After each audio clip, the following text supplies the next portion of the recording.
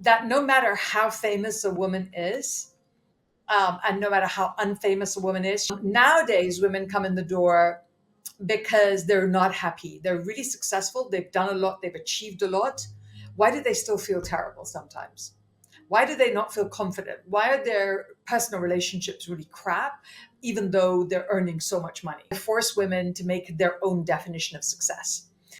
So when you think that you can't, not only can you, but babe, so much faster than you think that you can.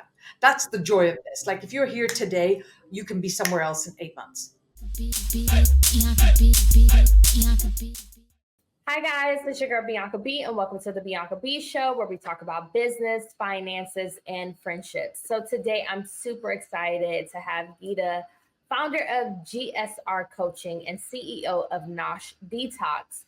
She has helped over 19,000 women. She helps them with enhancing their physical and mental well-being. She's all about, your mindset and shifting your perspective in your career and in your personal life.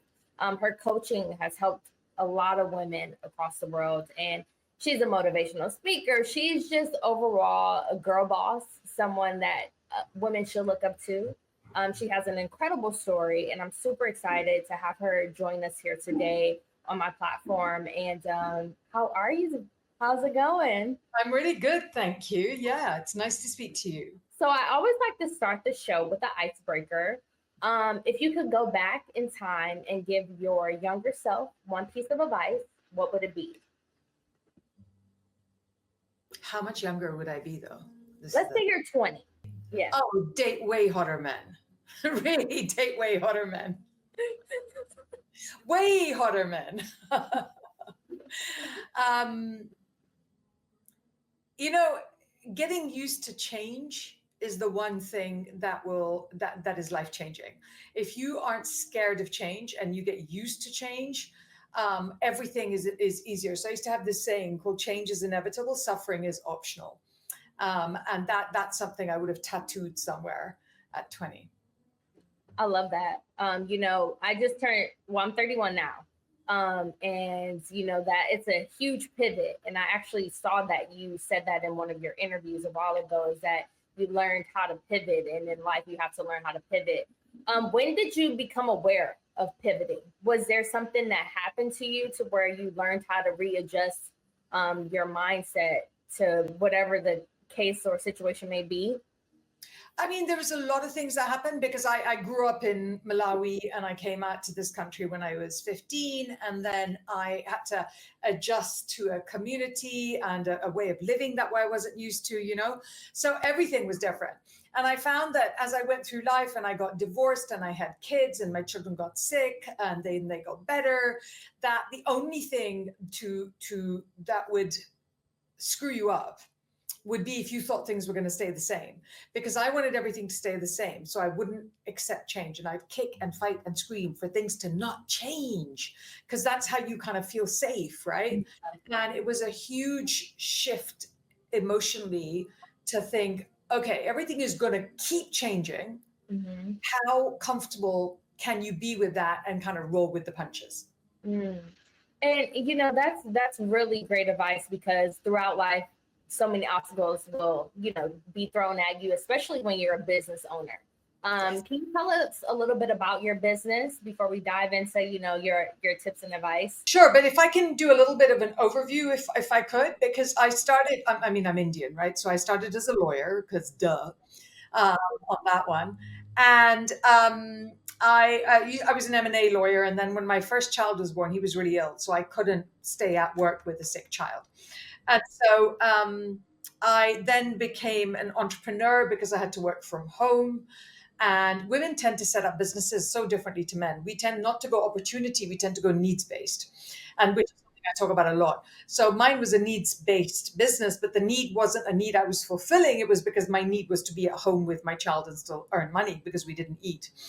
And so I then I became a corporate negotiator, which I completely loved. Fantastic job.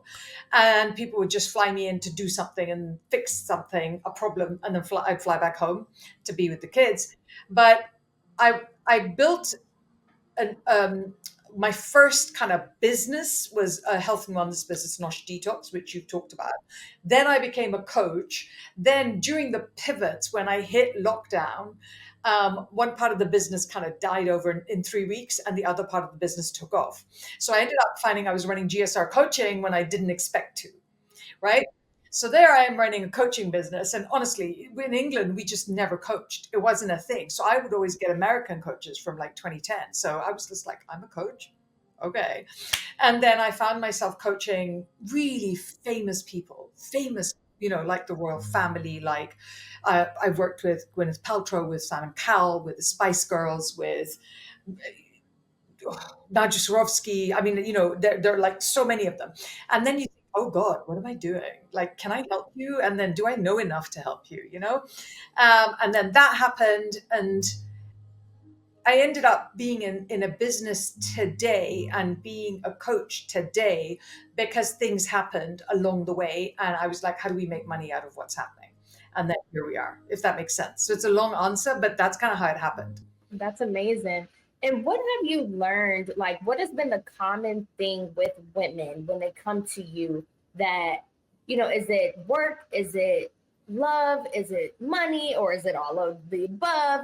When you get a coach and people seek out to you, what have you noticed is the common denominator between women? That no matter how famous a woman is, and no matter how unfamous a woman is, she always walks in the door going, I think I just need to lose weight. And you're like, babe, you're skeletal, you're skinny. Like we literally would need to cut your hair for you to lose weight. So all these women started off coming in the door because they wanted to lose weight. That was the first iteration. And I'd be like, no, weight loss is not your problem. Let's work on your business instead and your mindset and your power. So they came in the door for that. Nowadays, women come in the door because they're not happy. They're really successful. They've done a lot. They've achieved a lot. Why do they still feel terrible sometimes? Why do they not feel confident? Why are their personal relationships really crap, even though they're earning so much money? And so they'll come because their life's so out of balance. Do you feel like you can have everything? Like, can you have that successful career and also the personal life? Can you have all of it? I mean, I think you've got to define it for yourself. What tends to happen is we let other people define success for us. So one of the things I do when I'm coaching is I force women to make their own definition of success, because we as a gender are brought up for external, we're socialized for external approval, right? And we're brought up to be good girls. And so you have to be super careful to understand what you want. So in terms of having it all, if you have decided what you want to have and you go get that, you have it all. Right? So it depends on whose definition. If I had my mother's definition, I'd still be married to the idiot that I divorced 20 years ago. And she would consider that having it all. So I think the first thing you have to do as a woman is work out, honestly, truly, what do you want? If you've got to sleep with yourself at night, you've got to wake up in the morning, what is it that you want at those times? And make sure that you go heck for leather for that stuff, because it's yours. So yeah, I would say I have it all. But I have it all because I chose what I wanted and I made sure I got what I wanted. And therefore, that's my definition of success. Therefore, I'm having it all, right? To be fair, if you look at my story another way, we were homeless when I got divorced. So then I ended up having to make money from £14 a day, which is not a lot of money. And the day before, I was sitting in my own private plane and it went pear-shaped, So I came from a lot of money. And I was like, no, this is not acceptable. And I built it back up again. But I defined that for me. And then I followed what I wanted. And I'm ruthless about that. But one more thing I want to say this before I forget, perimenopause, is that change is so much faster than you think. People think change takes a long time. I have a client who, when we we're talking, I was remembering, she came to me when she was 41, 2, 3, 4, something. And she ran a huge asset management division in a business where she helped with the property side of what they did. Hated her job. She'd been there 4 months. And she's like, oh my God, they're not paying for my taxi fare. They're not paying back my laptop and all this stuff. Really, little stuff. She hated it. It took us 10 months to get her to become the 19th woman to chair a NASDAQ listed company. Not 10 months, literally 10 months. So whatever you think is happening, you can change it faster than you actually will ever believe. I have another client who came to hire me when she was running a fintech business. And she walked in my door, and I know this because she put a LinkedIn post about it recently, where she was earning, the business was earning 15 million. And it took her 10 years to get to 15 million. And it took us working together 7.5 years to get her to 52 million. So when you think that you can't, not only can you, but babe, so much faster than you think that you can. That's the joy of this. Like if you're here today, you can be somewhere else in 8 months. Like totally different place. Yeah. And what's interesting about your story is what was that aha moment that I need to leave this lifestyle? Because you came from a very lifestyle, you had all this money, and you decided to leave your marriage. What was that moment for you to say, you know what, I need to leave, start over, and I'm okay with starting over, but I know this is going to be a challenge. What was that moment for you? Because a lot of women, especially, who have men who provide and come from this lavish lifestyle, it's hard for them to leave that. So what was that moment for you like? So a couple of things. One, I didn't marry money. We made it together. So we were building a business. We made the money together. So that was one thing. Two, I grew up with a lot of money. So I never, with my parents were very wealthy. Not that they gave us any of it. They made us work for it. But it meant that I didn't value money in kind of the same way. But the third thing is that you leave when it's worse to stay than it is to go. And for me, what happened was that my 8-year-old son said, if we don't leave, he's going to kill us. He's like, this is going to go so badly, Mama. We have to go. And I was ashamed because I'm like, I'm here with a child telling me the right thing to do. Yeah. And you've built such an incredible business, and you've been coaching so many women. What tips would you give to women who are these successful, high profile women who have everything, have the career, and they're burnt out? What advice would you give to people who struggle with being burnt out and being a people pleaser and saying yes? What are some tips that you can give? The thing with women is we pay a very high price for burnout because just on a segue on the side, because we slip from being kind of an estrogen hormone dominant body to a cortisol dominant body, which affects us on three main levels. One is that we don't ever sleep properly, so we don't have the rest. We don't, our digestion never works again, and our fertility doesn't work when we become sort of cortisol dominant. So we pay a really high price for burnout in a way testosterone doesn't. So that's the first thing to know. The second thing is that burnout comes from an overwhelm of responsibility, not an overwhelm of activity. Right? Nobody burns out because they're kind of doing too much. They kind of burn out because they're responsible for too much. And that's what buries them. So it's your mindset shift on how to cope with all this stuff you're having to deal with, that you feel responsible for, that you think you've got to nail to, and you've got to beat yourself up to do. That's the thing that I try and get women to understand it by teaching them that they're weighing different things with different desires. Like if I'm looking at you, and your hair is black, right? So if I'm looking at you and I'm saying, oh my God, like your hair is pink, you're like, no, clearly it's not pink, stupid woman. So it kind of glances off you. But if I said to you, you're not very pretty, are you? You'd be like, oh, right? Even if you don't know me, care about me, anything, that one is much, much harder to, but why? Because you've chosen either viewpoint. Add more weight to one viewpoint than you do to the other. There's one way you're like, well, that's wrong. It's like when people now say to me, God, you're stupid. I'm like, ugh. And I keep going where I'm going.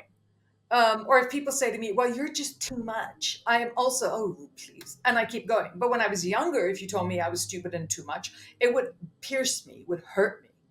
But now with the self-knowledge that I have, that's just ridiculous. Like, by keep moving. It doesn't elicit a response. Make sense? Yes, absolutely. And how long do you think it takes for a woman to change her mindset? I'm in therapy. I first year in therapy, and it's changed me completely. Um, what how long do you think it takes to transition that switch to changing your mindset when it comes to your life? So I have a slightly unpopular opinion with this because even my kids dislike this immensely. The thing with, I think therapy is really good, but I think what is more valuable is your decision to change yourself that led you to therapy. For obvious reasons, I'm a huge fan of coaching because people will come when they're in therapy, and that's great. Understand yourself. What coaching does is it takes you from where you are here and it picks you up and it puts you in a completely different place. And it's so I can speak to that, right? I can speak to the fact that if anybody walks in the door, I can almost always, any woman walks in. I mean, I do have men clients, but any woman who walks in the door, I know that within 10 months, I can completely change their lives.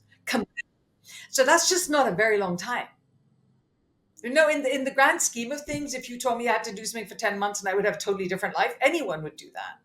So, and the other joyful thing about this is I had a client who wrote to me yesterday, and she just got the funding that she was applying for in her business, and I was like, wow, and I was laughing. I'm like, I always tell people they make more money when they coach with me. Not that this is about me, so she's laughing, and she came back to me and she said, the money I paid you for coaching.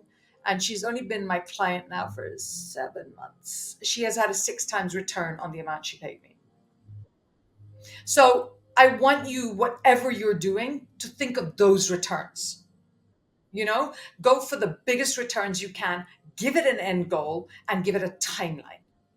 Don't keep doing something because it makes you feel good, right? Strategic tips and strategic planning on helping women advance in their career or whatever the case may be. Babe, I give you homework. And how would you describe your coaching style? Blunt.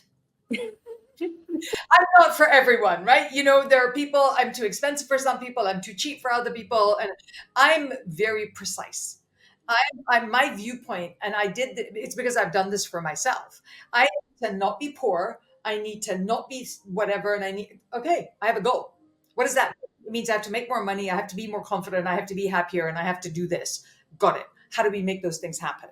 Who do you have to be to make those things happen? That's what I focus on.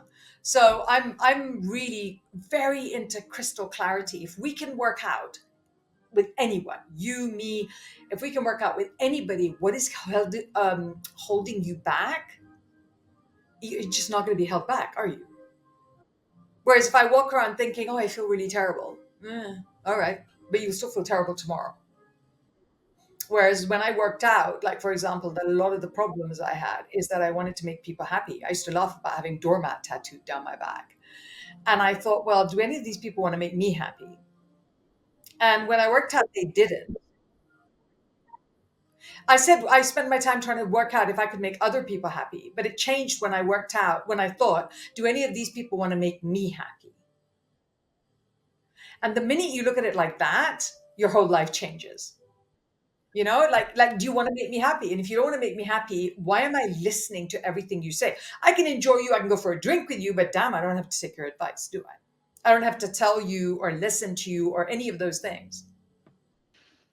And something, I'm in the film industry. I'm a talent booker. And, a lot of people say, oh, you're confident. You intimidate people. You're very direct. You're very blunt.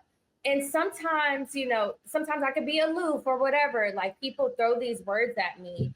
And it's like, I don't know how to be anything other than this, and sometimes it has made me become a tad bit insecure a little bit going into the office and like, should I be a little bit more friendlier? Should I smile, and I've been struggling with that a lot. Well, one of the things, let's start here, right? The thing to understand is your opinion of me is absolutely none of my business. None of my business. Like none. So the comments that you're giving me are honestly about you, not me. So if you think I'm too much, where are you feeling too little? You better preach. Right? So if you come up, there is no babe. Think about it this way: who that you love would you go up to and go, "Can you not be too much?" No. So if somebody comes up to you and goes, "Can you not be too much?" You need to be looking at them and thinking, every time I think of it now, I think of a mirror. I'm like, drat. Now, where do you just not think you're enough? You know? So if you don't think you're enough, is that my problem or your problem? Your problem. See ya. And have you always had this confidence, or did you? I mean, I've always been confident, but I've never been powerful. So this is the difference between this and before. Before I kind of had confidence. Now I'm a very powerful woman, and that's a very different place to be because it's joined up. It's like Jenga, that game, right? Yeah. Everything's line. Yes. Yes. And when it comes to owning a business and creating revenue, you had to pivot within your business during the pandemic. You realized, okay, coaching is my breadwinner. This time I'm making more money. What advice would you give to women when it comes to taking that leap of faith of like either leaving their job and starting their own business, or rising up within a company? What advice would you give to people about finances? I think when you're an entrepreneur, taking risk is kind of what you do every day, right? You wake up every day and you take a risk. I wake up every day and I think, okay, what am I doing today?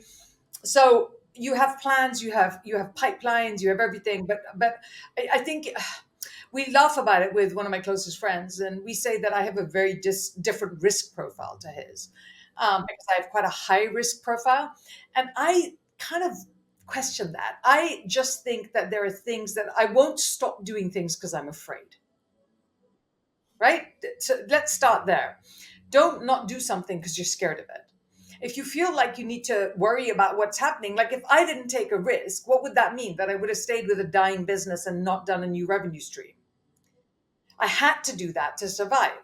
So I did it easily and effortlessly, whereas 10 years ago, I'd have kicked and screamed all the way to doing it because I would have thought it was too risky. Right? I just think that you have to decide what risks you're willing to take. But sometimes there isn't a choice. Sometimes the universe is like, hold my beer. This is how we're going. And you need to go that way. And then it's kind of you jump and then you develop wings, right? So you have to understand. I don't know, was it a bigger risk for me to stay in a violent, abusive, alcoholic marriage? Or was it more of a risk for me to try and survive with 3 kids on £14 a day?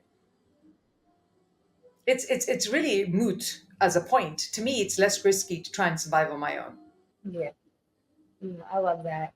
Yeah, you have so much wisdom. I've been watching your social media platforms, and like just the advice, the badass. You're just so dope. And I'm excited to follow your journey and things like that. What's next for your business? What can people anticipate from you this upcoming year? And how can people follow you? Thank you.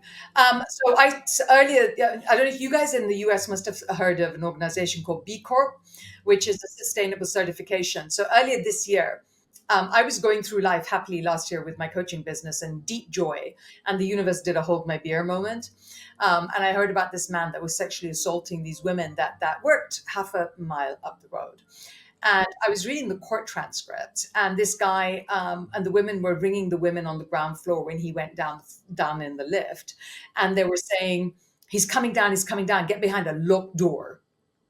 And I couldn't get past that concept because I was like, "What do you mean you go to work and it's been a good day if you don't get assaulted? That's horrendous. Why do we live like that?" So I was like, what can I do to kind of help with this? And I kept thinking about it for months last year. And then actually my elder daughter was working in the coffee shop of her university, and she got fired for having a period because she had 2 periods. She had the day one and day two of her period, and she couldn't walk and function and move. And so they fired her. And this child brings me up and goes, "Mama, do something." And I'm like, yeah, I'm not sure what so I was like, okay, I'll do something. So I created an organization called W Core this year, We opened the doors in January the 3rd this year. And what we do is we make workplaces, safe and supportive workplaces for women to succeed in. And the concept behind it is that if most workplaces are built around men, for men, by men, and like a man's washroom. But a woman's washroom is different. But a woman's workplace is not different. It doesn't take into account her biology, her periods, her perimenopause, and her maternity, any of those issues. And what we need to do is just create workplaces that women can succeed in because they cater to their physical issues so they can keep working through that process, because we always need to make money, right? So WCOR, we launched it at the United Nations this year in March. And you can find that on wcorporation.org. So small women run businesses, please come in and get certified. We're trying to get lots and lots of bums on seats to try and create a momentum to get a conversation going around this. Outside of that, I'm a coach, love coaching, the best job in the world. So if I can help, please tell me. Otherwise, just come hang out on social media, say hello. Thank you so much. I just want to say thank you for taking the time to chat with me. I do admire your work tremendously. It's been a pleasure speaking with you. Thank you so much. And make sure you guys follow me. I'm at It's Bianca Bee, at Bianca Bee Show. Talk soon. Bye, guys. Bianca